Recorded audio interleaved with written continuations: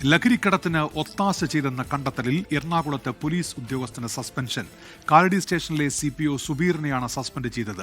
Passport verification വിളിച്ചുവരുത്തി യുവതിയോട് അപമര്യാദയെ പെരുമാറിയ പള്ളുരുത്തി സ്റ്റേഷനിലെ CPO വിജീഷിനെയും suspend ചെയ്തു.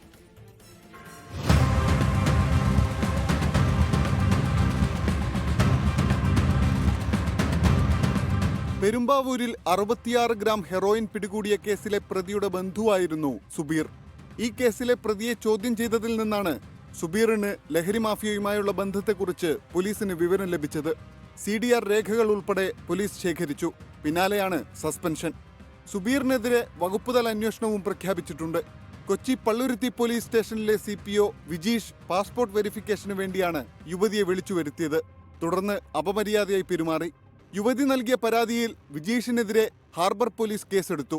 പ്രാഥമികാന്വേഷണത്തിന് പിന്നാലെ DCP വിജീഷിനെ സസ്പെൻഡ് ചെയ്തു. 24 കൊച്ചി. ലോകത്തെവിടെയായാലും ഏത് സമയത്തും 24 വാർത്തകളും ഓഗ്മെന്റഡ് റിയാലിറ്റി പാക്കേജുകളും എക്സ്പ്ലെയിനറുകളും വിശദമായി കാണാൻ ഞങ്ങളുടെ YouTube ചാനൽ നിങ്ങൾക്ക് സബ്സ്ക്രൈബ് ചെയ്യാം.